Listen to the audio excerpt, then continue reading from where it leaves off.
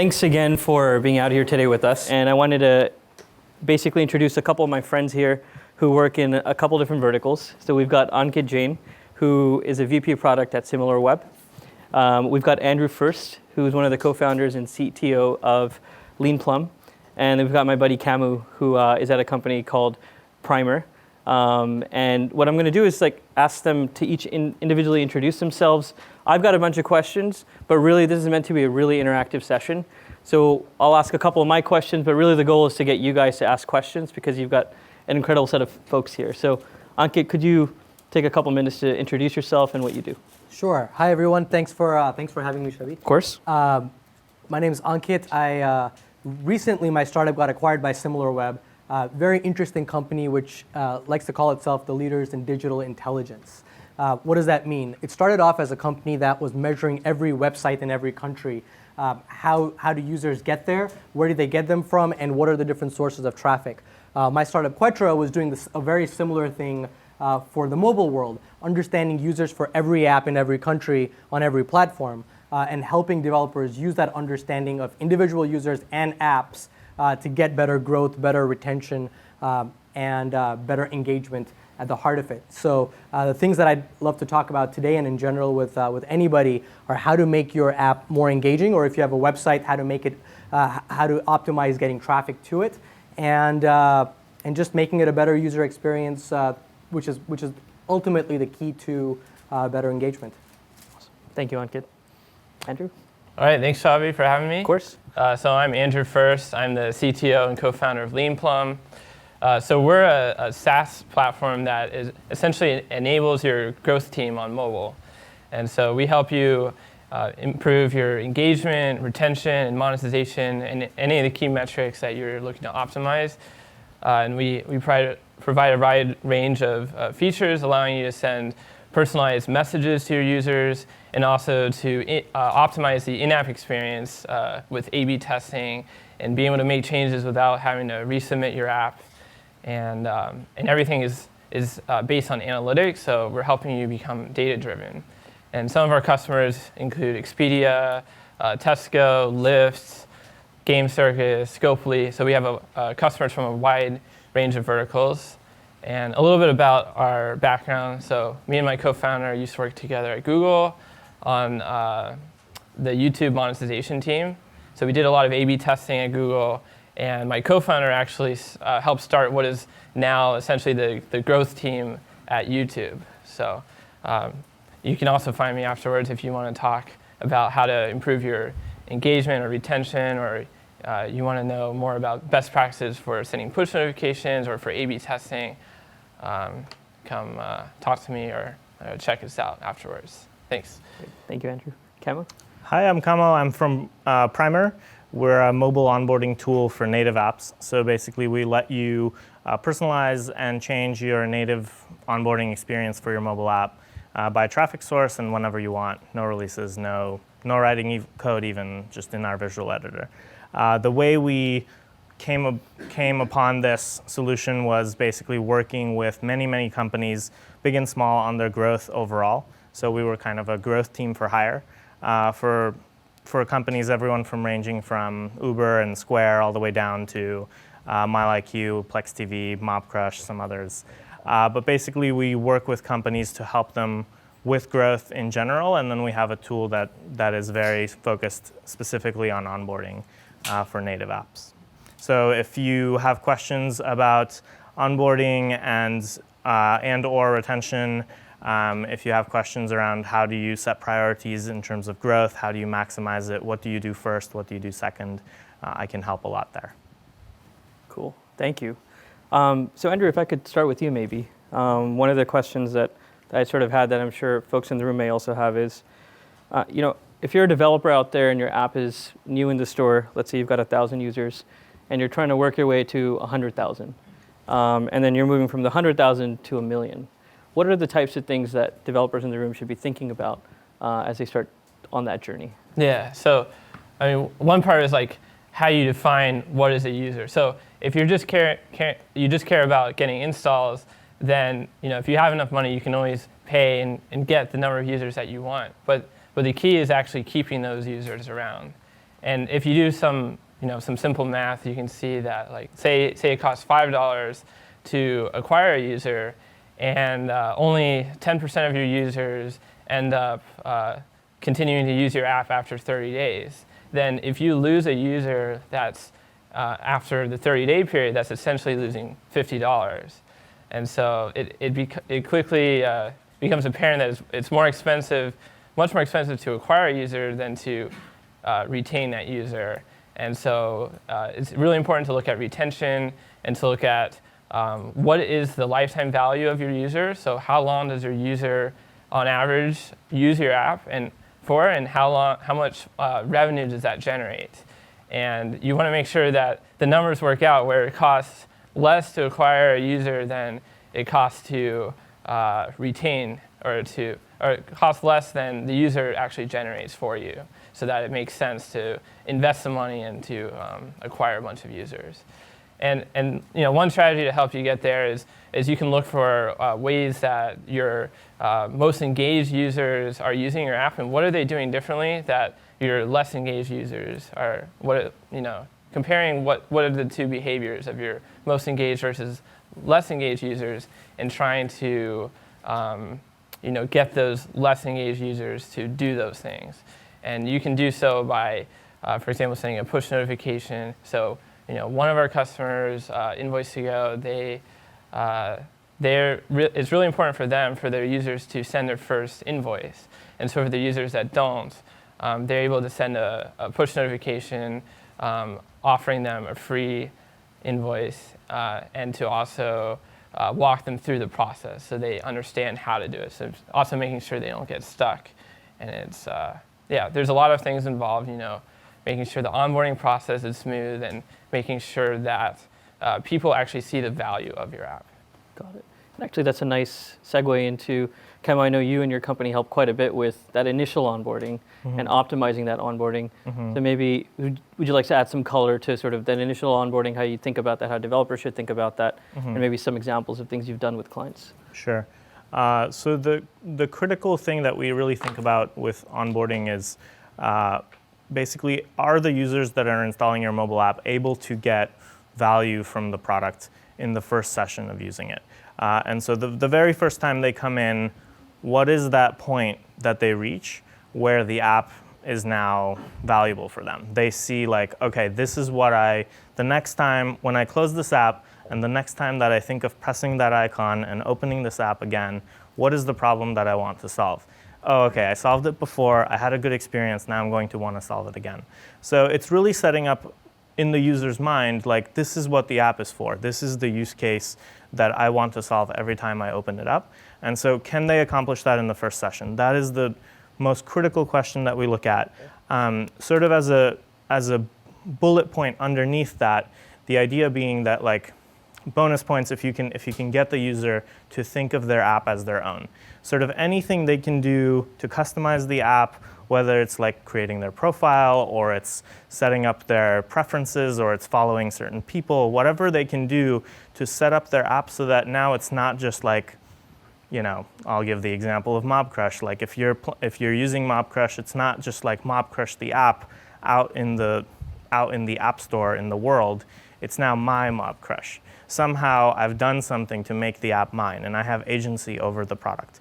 So a lot of what we do with our customers is get them to think about, like, how can the users really make the app theirs within that first experience.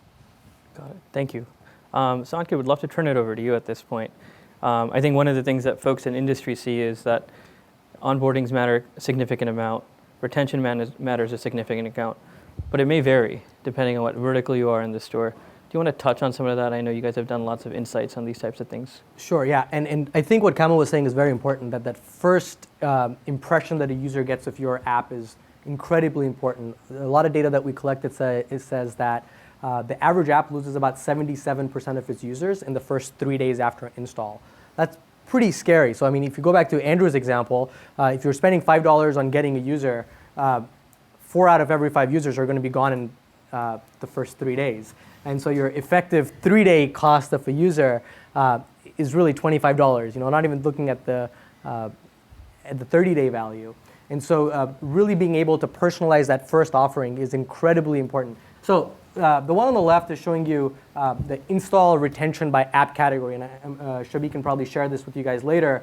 But the idea is people will keep the app installed on their phone for a while. The one on the right is showing you usage retention by category. The thing that's very interesting in this graph is that every category sees this initial drop. You see a bunch of people install your app. They have certain expectations from your app, which is why they install it, and somehow the app is not meeting that expectation. So you're not able to show your value to the user right away. And that's very, very important. Whether it's figuring out the source of the user, whether it's figuring out how you can get some data on the user. Is this male? Is this person female? Do they have friends that are also using my app? What are the kinds of interests they have? And using that to really make that app their app rather than just some app that they downloaded off the store. If you can keep the user for the first couple of days and come back a couple of times, what this is showing is the user continues to use it. So the hardest hump that most app developers have to get over is that first 3-day hump. How can you make sure people don't churn from your app right away? So as you think about growth and retention, focus on those initial few impressions that you create with your user. And so we kind of touched on this earlier as we were talking about gaining those first set of users. Do paid installs even work? Well, it depends.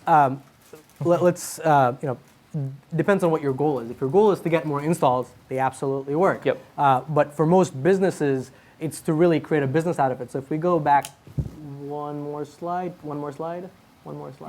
Perfect, this one. It's small to see, but there's 2 columns that are highlighted. This is, if you look at just the shopping vertical, this is a very interesting chart. It's a top list of apps. The first orange box, if you can see it, you don't have to really know the numbers within it. It just shows the number equal. And that's sorted, and this is sorted by the most used shopping apps in the US, I believe on February 1st of this month. It's eBay, then Amazon shopping, then Amazon, and a whole bunch of things. It's showing that it's not changed month over month. So the top used shopping apps in the US have not changed. However, the last column is showing a bunch of movement in the top charts as of the Play Store. I believe this is the Play Store because people have different install rates. So Amazon's gone up 1. There's a very small app farther down that went up 7 or 8 positions because they did a burst campaign or they got a bunch of users. But that's not actually changing their business. That's not actually creating. They might get more temporary users to come in the door, maybe do some e-commerce here, but they're not able to get overall usage to go up. So as you think about your metrics, don't just think about installs. Think about whether those paid installs are bringing in the right kinds of users, and if they're staying around, if they're actually retaining, if they're creating the right KPIs for you. Got it. That's great. I have one thing to add to that. One way you can do that is if you look at if you have users that come from different sources, making sure you have the ability to split apart that and see how are those users different from the other users. So the users coming from Google ads versus Facebook ads, seeing how those users might use your app differently and what is the value of those users compared to the cost. And then seeing basically from there you can optimize which paid sources work better than other paid sources. Yeah. Got it. And turning back it over to you, Andrew, staying on sort of the theme around retention. So what are the basic metrics that folks should be thinking about? I know many of the folks here probably have thought through this multiple times, but you see a nice purview across a lot of different folks. So what are the core things that people should be thinking about when it comes to retention? For me? Yeah. Yeah, so you want to look at basically the metrics that you'd be interested in would be, so looking at your different levels of retention and different number of days. It varies from app to app, whether it's let's say Expedia, where you book a flight, say once a month for your trip, they really care about you using the app once a month versus like a daily deals app where you need to check every day to see what the deals are. So really think about based on what are your goals for retention, how much do you reasonably expect a user to come in and use your app, and then look at and compare how your metrics compare to what your expectations are. And what's part of your question asking about some best practices to improve retention as well? So Once you've measured, what should you do next? yeah, so once you've measured that, you really want to look at how you can get users who are not using the app to come back. So there's different tools you can use. You have push notifications at your fingertips, so you can send notifications back to your users and get them to come. But you want to be really careful about how you go about this, because you don't want to just seem like, remember me, like here's my app, come back, like don't forget about us. You want to actually show some value, give the user what they're looking for. So if you're say Expedia, you might center around your notifications around the trip that they're having. So you might send them information about maybe flight delays, or sending them, let's say they did a search for a flight, but they didn't actually book the flight, then you could notify them when the price drops. So you're actually giving them something useful, and then they're more likely to come back and use the app. So think about how you can personalize the message to the right user, the right message, the right timing, and just don't spam your users. I have some slides about, I don't know if you have another question about push notifications, but yeah, we have some slides as well. So it's actually kind of an exciting time to be giving this talk, because today we released a study where we analyzed 671 million push notifications, and we looked at some interesting trends. And we found, so in the first slide, that's talking about personalization, and we have this chart showing how the more messages you send to a user, the less likely they are to open the message. So the data kind of speaks for itself. You only have so many bullets, and once a user gets too many messages, then they're likely to, rather than disabling push, because that's too hard for most users to figure out, they'll just uninstall the app, so you lose them. So it has basically the opposite effect that you want. And if you go to the next slide, so we're also looking at the times at which we send push notifications, that our customers are sending push notifications to their users. And there's actually quite a discrepancy between the time at which they send versus the time at which people open the notification. And you can see, especially for the weekdays, companies are sending them in the afternoon, but they're not actually getting opened until, say, 8 p.m. And so you really need to think about like when it is that your users open it. And this could actually be different across your user base. So you might have some users that are checking your app after work, and some users who maybe they're working late and they check in the afternoon, or some users check in the morning. And it's important to time it appropriately so people don't miss that message. You can also see in the next slide is the weekends. It's kind of a similar thing. The times are different, but it's similar. And we have more information about different countries, different regions, Europe versus Asia versus North America, and how those differ as well. So if you want to get more information, you can go to our website and download the full report on it. And this is super interesting for multiple reasons. I think as all you guys build your businesses, always think of analytics in context. There's a very large, one of the largest tech companies out there that reached out to us about a year ago and said, can you give us data on the specific verticals, because we're building products and all of our product managers are comparing our retention rate to Facebook. And we're building a bunch of productivity apps, and there's no way we're going to have 20 sessions a day like Facebook or WhatsApp. We're a very different kind of business, but there's no way to get that kind of data. So as you think about your businesses, don't try to just have the same metrics as the few companies that have a lot of data out there. Try to find the leanplums of the world or the SimilarWebs of the world that are putting out data about either industries or specific companies, and compare yourselves to your true comparables, because all of the metrics really vary by app and by category. So to quickly add to this, just so that no one tries to equate retention to push notifications, the key pieces that we found that are the biggest levers for retention by far is basically looking at intent. Do users have intent or do they not? And if they don't, then what is the app doing to create that? And if they do, then how does the app kind of get out of their way and let them do the thing that they want to do? And so, and depending on where you're at, if the percentage of users that you have coming back to the app, let's say on day 14, is sort of way below where you need to be, push notifications won't do anything to help you. They are really, really important, and they do have an impact, but they're not going to say like make your app retain users if it doesn't already. So there needs to be implicit reasons why users already are coming back to the app. And then what push notifications can do, they can enhance that further. They can say like, oh, okay, your favorite sports team, this is their score, or whatever. And to some extent, a lot of people, what they do is they take their email campaigns and they just port them over to push notifications, and it's not the same thing. Push notifications are an extension of your app. So in a lot of cases, what works best is to actually not even have calls to action in push notifications and just say like, this is what's happening. This is purely a notification. You don't have to come back. You just, here, we're keeping you informed, right? So those ones are ones that work really well, and they're the ones that sort of drive retention longer term, as opposed to looking at it in terms of like, I sent this notification, how many people came back from this notification? That's more of an approach that's ported over from email, but the same stuff doesn't necessarily apply. So ultimately, looking at your app and thinking about, are users coming back anyway?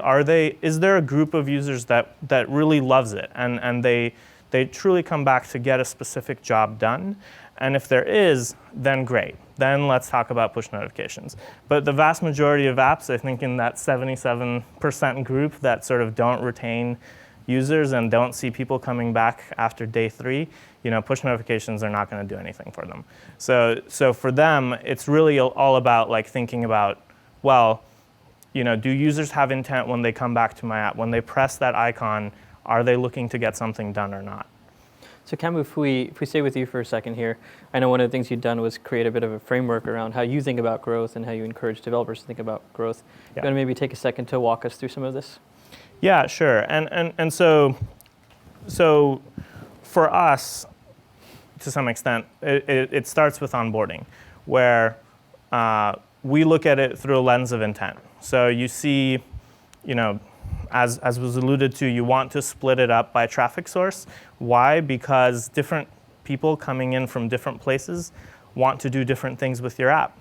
Your app does a particular thing, but they have different use cases, different context. And so if somebody's checking it out because it's been featured on the store, then great. They're just seeing what's up. Why is it featured? Cool, you have your like sliding screens, you're explaining the app. Great, that's fine. But if they're coming in and let's say you're Uber and they're looking for a ride, you don't want to spend all this time telling them about the app. You want to let them use it. So they're not here to read about it, right? They're here to use it. So getting out of their way and figuring out like, do these people have intent or not? And if they do, we get out of their way, let them use it, let them get value as quickly as possible. And if they don't, then sure, let's explain, let's educate, so that by the time they're done with that process, they do have intent and they retain. And that's sort of the biggest lever we've seen. And then once they have accomplished this task, let's say taking a ride or whatever else, then the next time that use case comes up, hopefully they think of your app and they press that button and come back. And so, it is about sort of matching the app's retention to the use case. If the use case is really frequent, then great, get them back. Now, if you're an app that's like, let's say for weddings, and you don't have a frequent use case, then you want to start thinking about like what other supplemental features could you add to create that frequent use case so that people do come back every day up to the point of their wedding. So that's kind of what we think about is what are those features surrounding the app that can create that frequent use case. And it's the same way we approach virality in the same way. There's a lot of talk about viral this, viral that, and how this doesn't fit my app. The one key example is say Uber split fare feature, where you actually don't think of it as a viral feature, and you don't think of that as an invite, but it kind of is. And the way that comes up is because because outside of the app, there's this social use case. You normally don't think of ride sharing as a social thing, but then outside of the app, there's the social use case of two people going somewhere together and the need to split the fare. And so they took that social use case and they actually, this implicit use case that was happening in and around the app, and built it in as a feature and made it explicit. And so as you think about virality for your own apps, or engagement, or retention, think about like what are the social ways in which people use your product, or in which people approach the use cases, do their laundry or whatever, that you could actually build into the product itself. And that's how you could enable like greater retention or greater virality. Just to add a little bit to that, I think it's a great point about looking at what is the user intending to do and getting out of their way. Sometimes apps have a hard time like moving from intent to action or to results. Mm-hmm. So a user might open the app thinking they might need a ride, they might check Uber, but maybe the car is too far away. Or you check Munchery, you're thinking about getting dinner, mm-hmm. and you're like, maybe I'll just decide not to, and I'll go out and get food because the items don't look that great. Mm-hmm. And so I personally had a really nice experience with, I think it was Munchery, where I opened up the app and I was thinking about ordering, but I didn't, and then maybe 20 minutes later, the app sent me a push notification saying, free cookies if you order tonight. So it was kind of a way to push me over the edge and get me to decide. So that's another way that it could be used, related to kind of partial intent. Yeah, and that actually brings up a great point, which is a lot of people who have their own apps, they use their own apps, they're in this power user state. The app is like full of your colleagues, full of your friends, right? And there isn't like much attention being paid to empty states. Like, what does this look like for a brand new user if you're a social app and you have no friends? Does it just look completely lonely and like dead, right? Like, so really paying attention to what does the app look like with all these empty states and helping users fill it out. Like, so if the ride is far away, what do you do then? If food's not available or delivery is going to take a long time, what's that experience like? And what do you get the user to do next? So really paying attention to those pieces takes a conscious effort because we ourselves are power users of our own apps. So it's really important to remember that, and something that we work on with our customers. Just to add to that, a few years ago I used to be part of the Google Play team running search and personalization. And the way we tested personalization was on these empty users. And I always tested it on my grandma's account. She told me her password because I used to send a lot of emails on her behalf. But I used to always log into her account for Play or Google Play Music when it first launched and said, well, what does it show? And because she's never used an Android phone and she's definitely never used Google Play Music. And it was important to test those kind of use cases. So find those users that maybe have churned out of your app but are real users, and try to look at the screens of what they would experience if they were to open your app today.